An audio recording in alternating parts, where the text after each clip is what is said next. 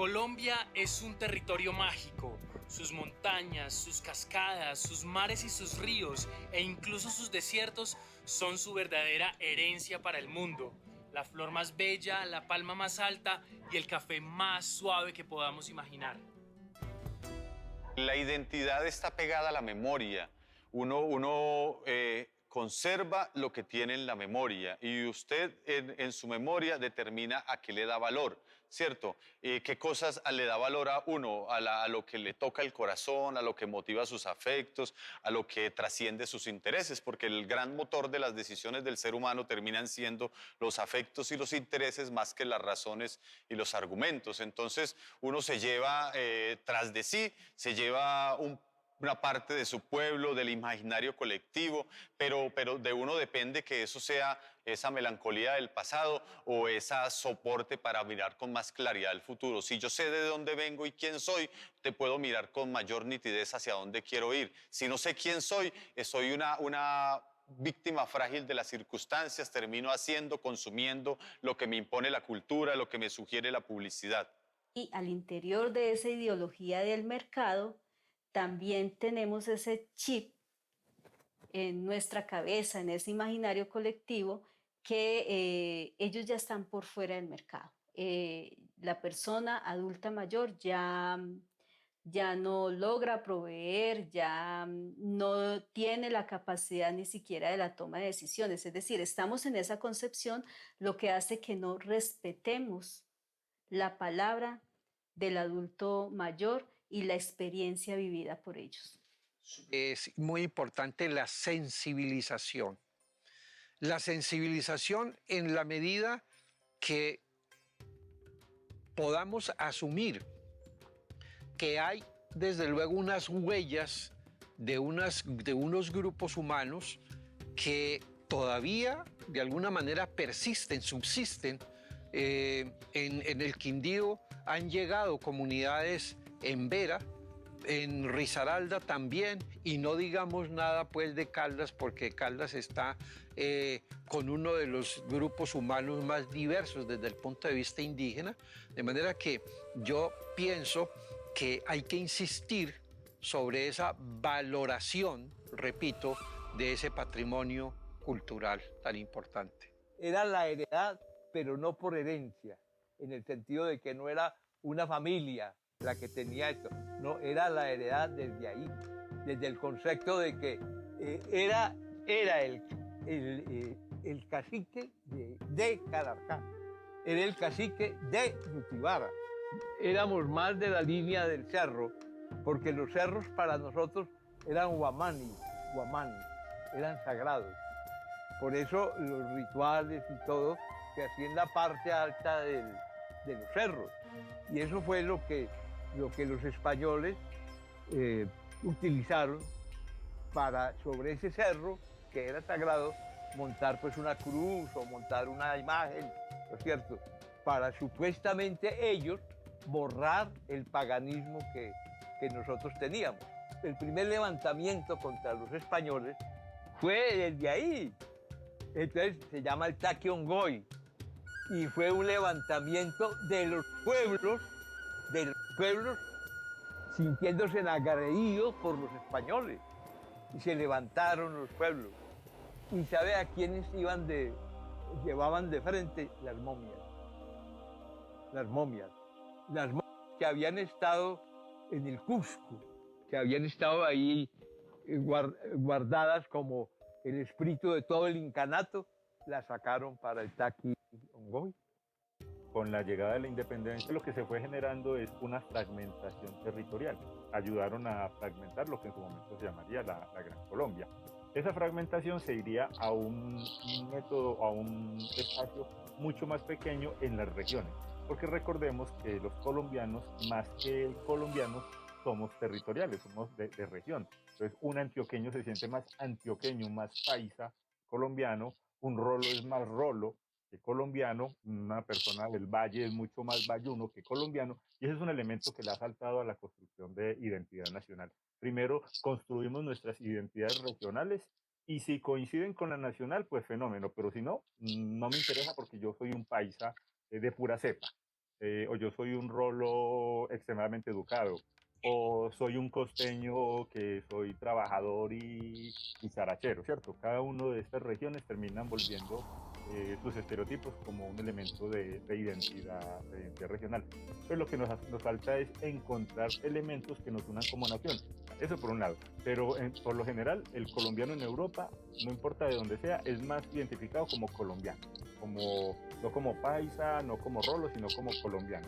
Con una carga negativa y una carga positiva. Usted le pregunta a los migrantes que han vivido en Europa y sabe que mucha gente identifica al colombiano con narcotráfico, con delincuencia, pero también lo identifica, si logra superar, digamos, esa mala imagen, también lo identifica como una persona cercana, como una persona trabajadora, como una persona muy amable.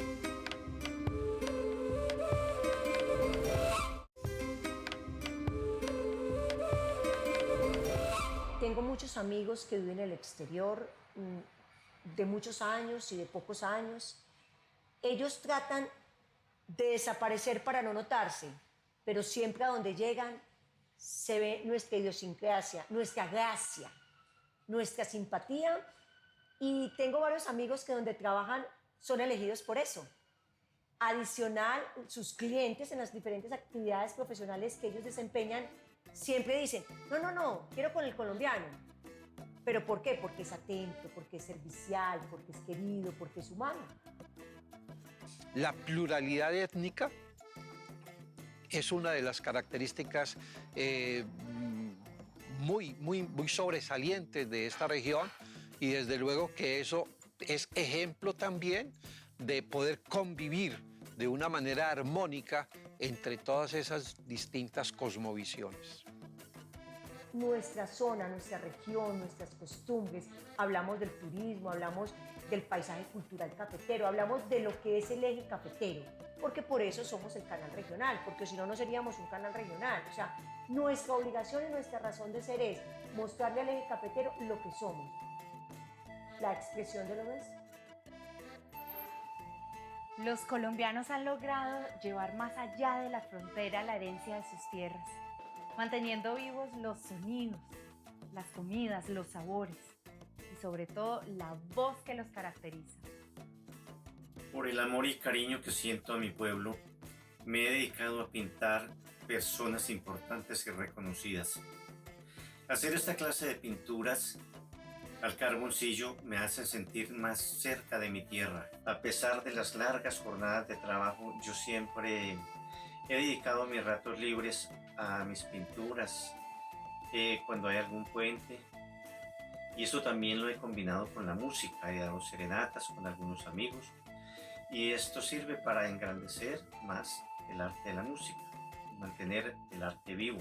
A pesar de estar en Estados Unidos, siento que mi hijo Andrés Fernando ha heredado mucho de la cultura colombiana y del eje cafetero. Existen en mi familia muchas personas que se relacionan con el arte, pues por tradición mi abuelo paterno tocaba la armónica, mi papá y mi mamá prácticamente han sido los principales inspiradores de nuestra música. Pues mi mamá toca guitarra, mi papá toca tiple, y de hecho yo tengo algunos sobrinos y primos que también se dedican a ese bello arte de la música. Heredamos, muchísimas cosas de orden social, cultural, familiar, genético, digamos que heredamos todo eso. ¿Qué significa todo eso en los procesos migratorios? Que en muchas ocasiones es producto casi que de ese escenario familiar. Si alguien ha migrado, si alguien ha llegado, pues digamos que eso de alguna manera entra en un tejido hereditario. Y entonces pues mi mamá migró, pues yo como no lo voy a hacer. Si mis tíos lo hicieron, que hemos estudiado mucho el fenómeno, y es que en gran medida es el tío que migra y entonces sigue el sobrino y allí. Pero aparte de todo eso que podríamos decir que es nuestra herencia, a nivel cultural tenemos unas necesidades también. y es que en el caso del eje cafetero, esta ha sido una población pujante, una población que se ha destacado por salir adelante, por querer triunfar, y de alguna manera esos elementos de querer triunfar, de salir adelante, también han motivado que muchas personas sientan que la necesidad de irse para eso, para lograr ese triunfo. Y entonces digamos que ahí hay un elemento cultural que también ha motivado y que hemos heredado todos de querer triunfar, salir adelante. Usted es un berraco, usted es un guapo, usted lo tiene que hacer. Y eso ha motivado que muchas personas hayan migrado producto de esas mismas expresiones, de salir, de mejorar mi vida. Decenas de colombianos que se acoplan a la sociedad que los recibe, pero no dejan nunca de perder su herencia. Entonces se reúnen en fiestas patrias, se reúnen en momentos que son, digamos, importantes para la idiosincrasia colombiana y tratan de recrear en espacios foráneos, en territorios extranjeros, el ambiente colombiano más cercano a la realidad del mundo que dejaron. Aguardiente colombiano, algunos pasabocas colombianos o alimentación típica del país como una forma de mantener clara su identidad. Por ejemplo, en Nueva York hay lugares donde los que viven son colombianos. En Miami está la Pequeña Habana o la Calle 8, que son sectores de una ciudad norteamericana totalmente bajo las reglas, regido bajo las normas de foráneos, cubanos, puertorriqueños, dominicanos, y en el caso de Nueva York, por ejemplo, que es una zona llena de colombianos. ¿Para qué? Para no perder su herencia, para no perder su identidad, porque muchas personas, y no nos digamos mentiras, pierden su identidad y no son del país donde llegaron y ya no se sienten colombianos. La identidad termina siendo la suma de múltiples influencias, tanto internas como externas, usualmente de patrones y cosas que reivindicamos del pasado. Heredamos un conjunto de características culturales, también psicológicas y biológicas, ¿cierto? Los seres humanos, más que genes, somos cultura, ¿cierto? Entonces, heredamos múltiples influencias, heredamos incluso miedos de la cultura en que estamos inmersos. Tenemos una herencia múltiple que de una u otra manera puede potenciar o limitar al mismo ser humano. Uno es la sumatoria de múltiples influencias. Ahora, no necesariamente lo heredamos. Hay familias que no necesariamente heredan la sensación o el bienestar. Digamos que lo que anhelamos, lo que queremos, muchas veces no lo heredamos, pero yo sí creería que hace parte de esa pulsión humana, de esas necesidades humanas de poder estar mejor y querer estar mejor. Bueno, de la cultura inglesa deseo heredarle a mi hijo la puntualidad, ¿cómo lo diría? La informalidad, lo descomplicados de los ingleses. Honestidad y, bueno, ¿qué más le podría heredar de allá? Allá todos te tratan como igual, no importa si eres abogado, si eres arquitecto, ingeniero. Eso quiero que herede de esa cultura realmente, pero también quiero que se sienta identificado que también es colombiano, que a pesar de tener doble nacionalidad, también sigue siendo colombiano. Deseo heredarle la música, nuestro folclore, deseo heredarle el amor por el café, el amor por nuestra misma cultura.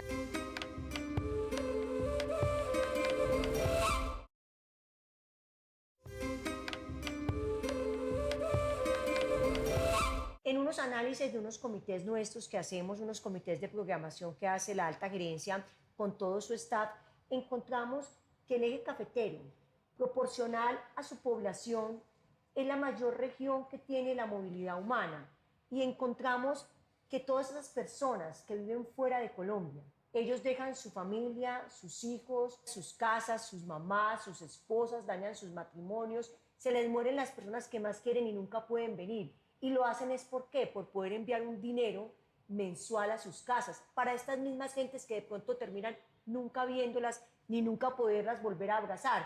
Entonces encontramos que ese impacto que tenía en el eje cafetero, esa movilidad humana, valía la pena en que Telecafé hiciera esta serie.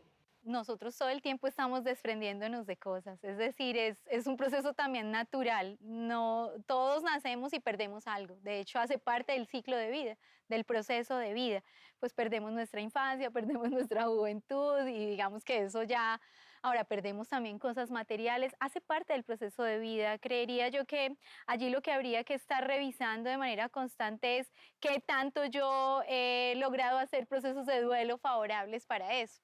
Muchos no han querido nunca perder su juventud y pues siguen siendo jóvenes toda la vida y vistiéndose de la misma manera y digamos que no asumiendo una etapa distinta. Entonces creería yo que todo el tiempo estamos perdiendo y esas pérdidas hacen parte de nuestra naturaleza y nos fortalecen. Psicológicamente nos crean recursos, recursos que son necesarios para poder subsistir. Perdía su identidad nacional, pues porque llega a un lugar distinto, aunque sigue siendo tu pasaporte colombiano, pero allí eres un migrante, o sea, ya ahí no eres el colombiano en Colombia, sino que tú eres el migrante colombiano. Y eso te da una naturaleza distinta dependiendo en el país donde te encuentres. Pero también hay otros elementos de la pérdida. Y es que el migrante en muchas ocasiones pues tiene unas expectativas de vida aquí y que uno creería que pues si se va es porque las va a mejorar, pero en algunos casos no. Tú eres un profesional, tienes un estatus, tienes una situación y decidiste emigrar y allá pues vas a perder también ese estatus y esa situación. Entonces todo dependerá de qué tanto asumas tú la pérdida y qué tanto han significado las cosas para ti. Bueno, hablo de orden psicológico y emocional, pero pues seguramente de orden material habrán otros elementos que el migrante perderá, ¿no? Los conocimientos, las tradiciones y costumbres de un lugar o de una época están en constante movimiento.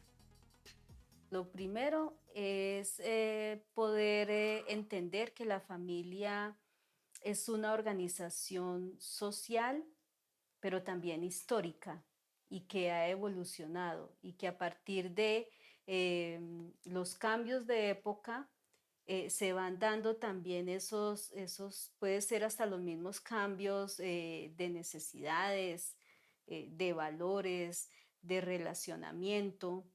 Y ahí lo que nosotros podríamos decir es que se da es a partir de esos cambios epocales que se dan. O sea, uno no podría plantear que los procesos de socialización, de tradiciones, de cultura y de costumbre siempre son las mismas. No, eso va a depender mucho de la época histórica en la cual nosotros estemos, porque se van priorizando unos valores.